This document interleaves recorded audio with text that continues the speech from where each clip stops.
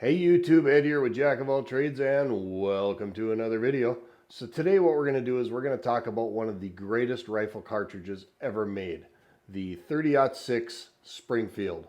So stay tuned and let's get into today's discussion.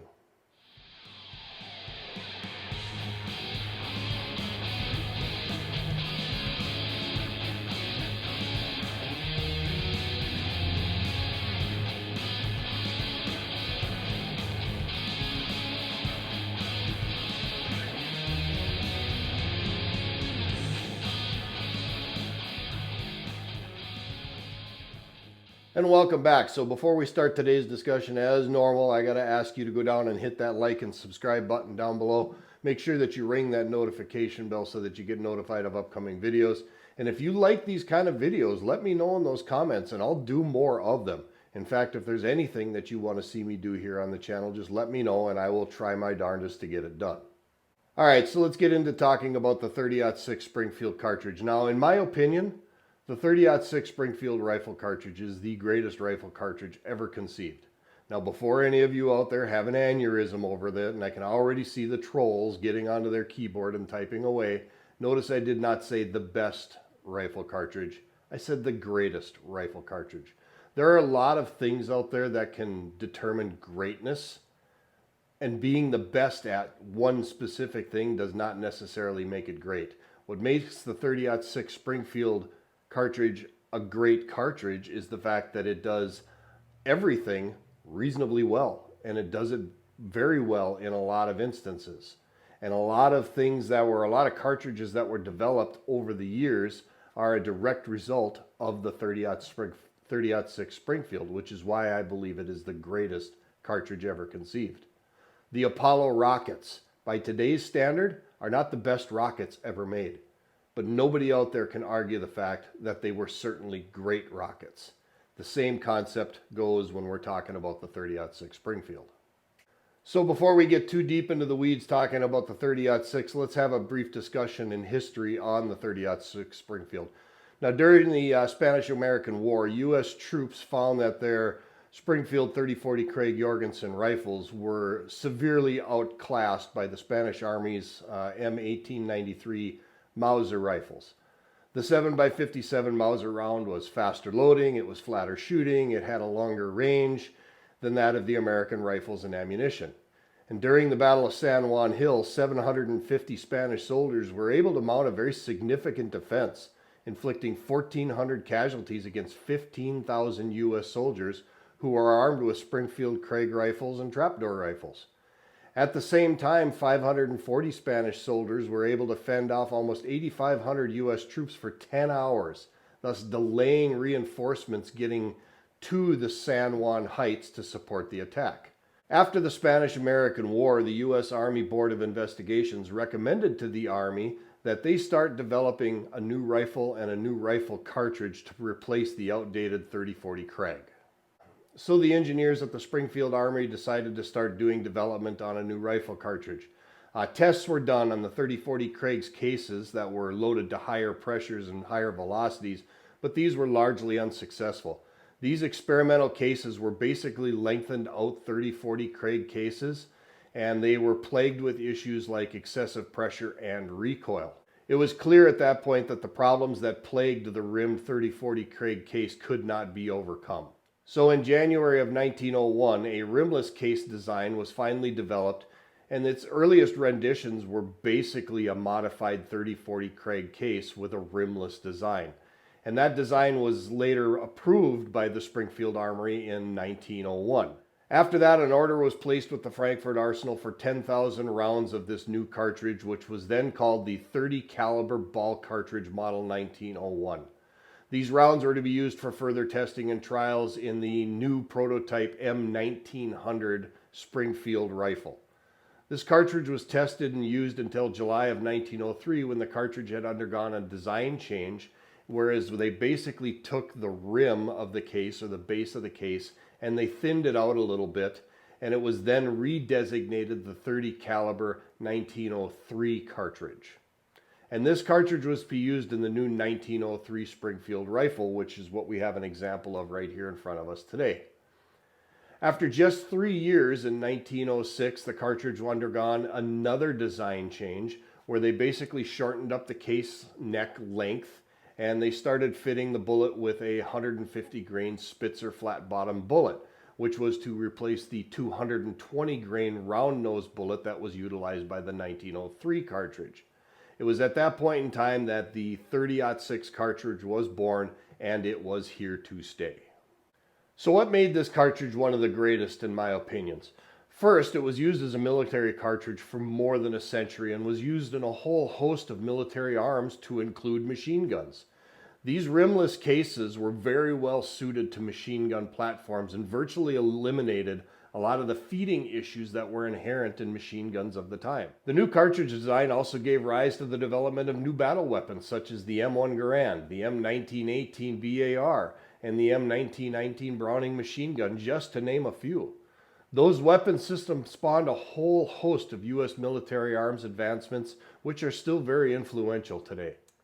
The 30-06 was used in combat all the way up into the Vietnam conflict, where it was still in service as a sniper cartridge, most famously used by sniper Carlos Hathcock in his Winchester Model 70 sniper rifle.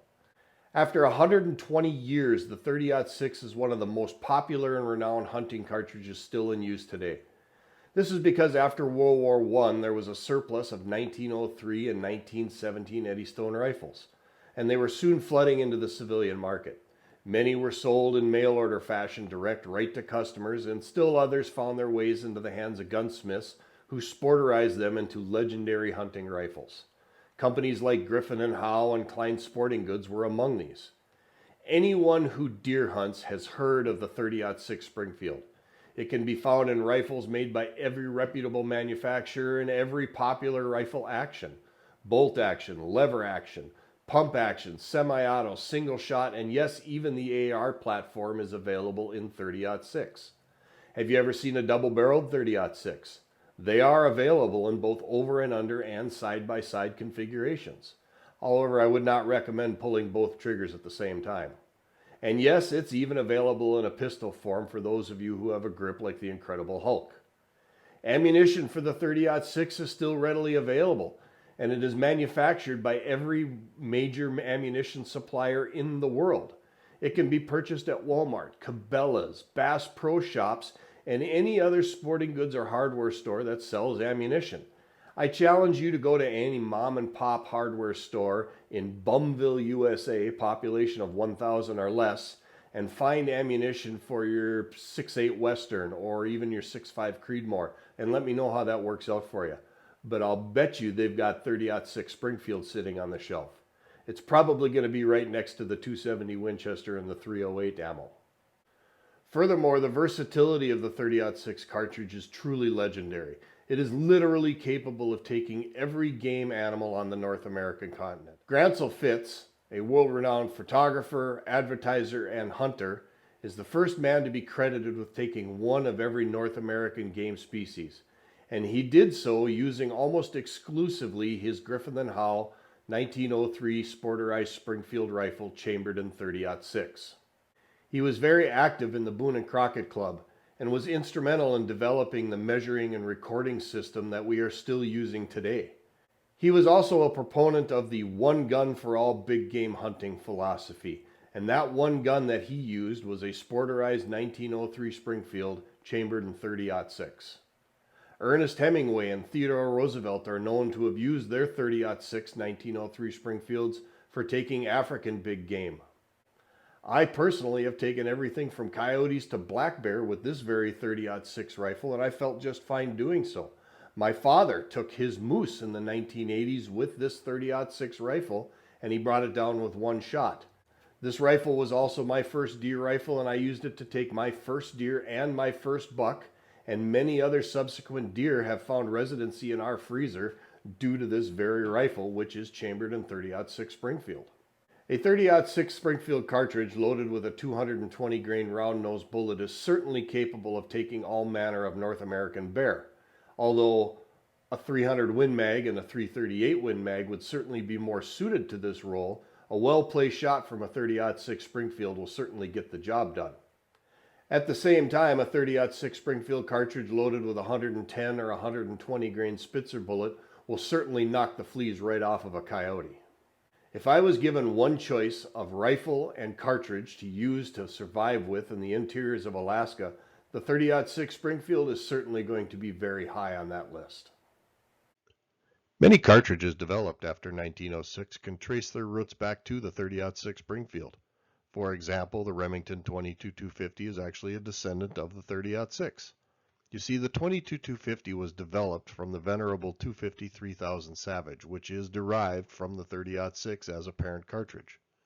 308 Winchester, 243 Winchester, 260 Remington, 270 Winchester, 280 Remington, 25-06, 7mm 08, and yes, even the overrated 6.5 Creedmoor must attribute its beginnings to the salty old 30-06. This, of course, is just a short list, as there are many more cartridges that I did not honor with mention here. In fact, even the 50 caliber Browning machine gun cartridge can attribute its roots to the 30-06 Springfield, albeit in concept only. When John Browning was developing the 50 caliber Browning machine gun in 1918, he wanted to develop a heavy machine gun that operated much like the 1917 Browning machine gun, which fired 30-06. He also wanted to include the concept of a rimless case like the 30-06 Springfield. He used the 30-06 as a guide because of its excellent featability in a machine gun platform, and it had already proven itself in the Maxim 1904 and the Vickers 1915 machine guns. In truth, the 30-06 is about as American as it gets when you start talking about great rifle cartridges. It saw service in both World War I and World War II, in Korea, Vietnam, and has seen military service for more than a century. It has become respected and revered as a civilian sporting cartridge and has been in use for more than 120 years, which makes it impossible to ignore. Now, yes, there are cartridges out there that are faster, they're harder hitting, more accurate, and even sexier than the 30-06 Springfield, but very few of those cartridges can truly say that they are adequately hard hitting, fast, and accurate all at the same time. The 30-06 Springfield certainly can. I'll let you judge the sexy part for yourself.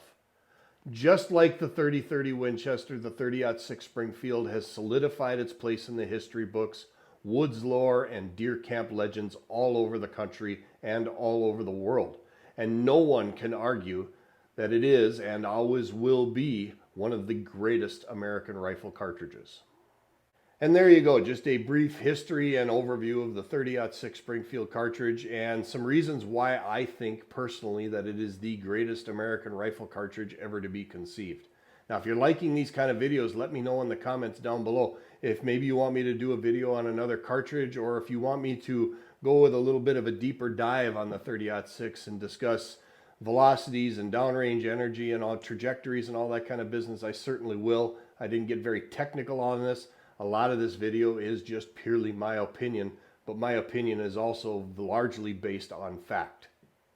With that, let's go ahead and wrap this video up. I hope you enjoyed it. I hope you learned something, and I hope it was worth your time today. I would just like to say thank you to everybody who's watched this video. Thank you to all my new subscribers, and a huge shout out and thanks to all my longtime faithful followers and subscribers. Without you, this channel wouldn't exist, and I really do appreciate your support. As you know, I never ask you for money. I just ask you to go down and hit that like and subscribe button. Make sure you ring that notification bell and hit me with those comments. I really do appreciate all the comments. As long as they're clean and respectful, I do my best to try and answer all of the comments that I possibly can. With that, this is Ed from Jack of All Trades. As always, thank you for stopping by. Thank you for watching this video, and we will see you on the next video.